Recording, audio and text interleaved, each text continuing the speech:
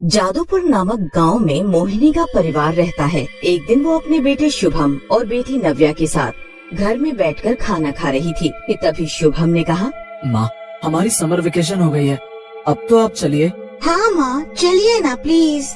नहीं, मुझे अभी बहुत काम बचे हुए हैं, मैं कहीं नहीं जाऊंगी। चलिए ना माँ। एक साल में स्कूल से छुट्टी मिलती है, फिर भी आप जा नहीं रही हो। छुट्टी तुम्हें मिलती है, लेकिन मुझे इस घर से छुट्टी नहीं मिलती है। ठीक है माँ, हम आज शाम को नानी के घर चलते हैं, कल सुबह वापस आ जाएंगे। वैसे भी तुम दोनों मेरी बात मानने वाले नहीं हो, इसीलिए मैं तुम्हारे साथ चल रही हूँ। हम नानी के घर जाएंगे और खूब मस्ती करेंगे। ठीक है, अब जल्दी से तैयार हो जाओ, वरना पहुँचते पहुँचते रात हो जाएगी।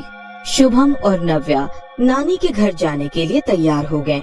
मोहिनी दोनों के साथ बस स्टैंड गई और खौफपुर गांव जाने वाली बस में बैठ गई। पूरी बस सवारियों से भरी हुई थी। खौफपुर पहुंचने से पहले ही कुछ घंटों में रात हो गई। बस एक सुनसान सड़क पर चल रही थी। अचानक ही बस का एक शीशा टूट गया और बहुत जोर से आवाज आई। सभी ने हैरानी से देखा, बस के अंदर बहुत तेज तेज हवा आने लगी। हवा के अंदर एक अजीब सा शोर था जो सभी को डरा रहा था। माँ, मुझे बहुत डर लग रहा है। क्यों मेरे बच्चे, इसमें डरने वाली बात क्या है? तेज हवा के कारण शीशा टूट गया है। माँ, ये अजीब सी आवाज भी आ रही है, इसलिए मुझे डर लग रहा है। तुम आंखें बंद करके सो जाओ, मैं हूँ ना, यहाँ कोई डर नहीं है। ठीक है माँ, मैं आंखें बंद करके सो जाती हूँ। शुभम और नव्या दोनों ने आंखें बंद कर ली, लेकिन उनके मन में डर अभी भी बैठा हुआ था। डरावने और अंधेरे से भरे खतरनाक रास्ते को देखकर मोहिनी के भी मन में भय बैठा हुआ था।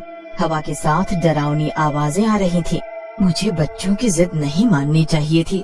ये रास्ता बहुत खराब है, मुझे इस पर डर लग रहा है। हे ईश्वर, हमारी रक्षा करो और ठीक से घर भेज दो। न जाने ये भूतिया रास्ता अभी कितना लंबा और बचा है। मोहिनी मन में ये सब सोच ही रही थी कि तभी बस इधर से उधर भागने लगी। बस सड़क पर लहर रही थी। बस में बैठी सभी सवारियों की चीखें निकलने लगी। सभी ड्राइवर से ठीक से चलाने के लिए कहने लगे। तभी ड्राइवर अपनी सीट से ऊपर उठ गया, जिसको देखकर सभी के होश उड़ गए। नहीं नहीं, हम मर जाएंगे, हमें बचाओ बचाओ, हम मर जाएंगे। आप बस ठीक से चलाइए, प्लीज प्लीज प्लीज। ड्राइवर साहब, बस चलाइए, हमारी इतनी सारी जान की जिम्मेदारी आपके ऊपर है।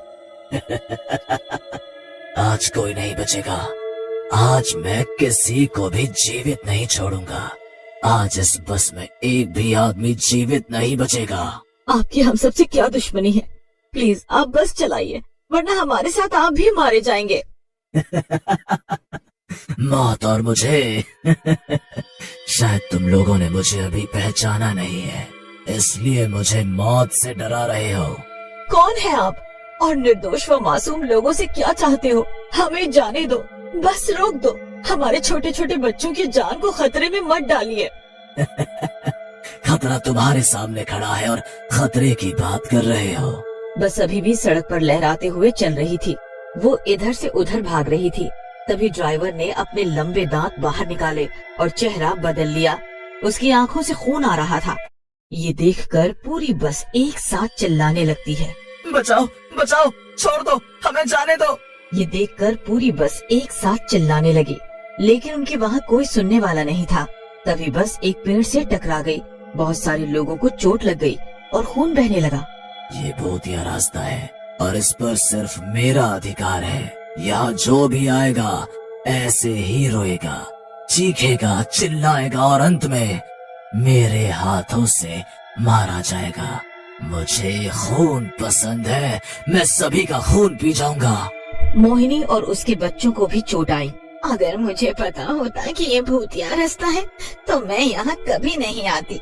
सभी लोग बस से बाहर भागने लगे, लेकिन भूत ने उन्हें रोका नहीं, बल्कि जोर जोर से हंसता रहा। सभी लोग चोट लगने के बाद भी तेज दौड़ने की कोशिश कर रहे थे। तभी उनके चारों ओर बहुत सारी चुड़ैलें आ गई। सभी बहुत डरावनी थी, जिसके बाद सभी लोग बेहोश होकर वहीं सड़क पर गिर गए। तभी वहाँ एक साधु महाराज हाथ में आग की मशाल लिए हुए आए।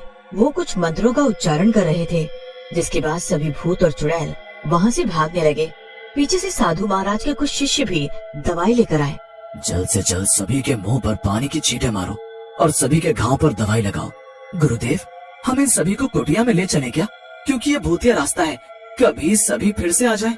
हाँ, वो फिर से आएंगे, लेकिन अपनी मुक्ति के लिए। आज मैं उन सभी आत्माओं को मुक्त कर दूंगा। तुम सभी जल्द से जल्द इनका इलाज करो। साधु महाराज के शिष्य सभी घायल लोगों की सेवा में लग गए, जबकि साधु महाराज ने वहाँ हवन कुंड बनाया और हवन करने लगे। साधु महाराज पिछले 1 घंटे से हवन कर रहे थे। सभी को होश आने लगा। साधु महाराज ने कुछ बोतलें खोल कर रख दी। सभी लोग साधु महाराज को हैरानी से देख रहे थे। साधु महाराज, आपने हमारी जान बचाई, इसके लिए हम सदैव आपके आभारी रहेंगे। अब दोबारा कभी इस रास्ते पर नहीं आएंगे। मैं आज इस भूतिया रास्ते से भूतों को समाप्त कर दूंगा और फिर ये रास्ता भी अच्छा हो जाएगा।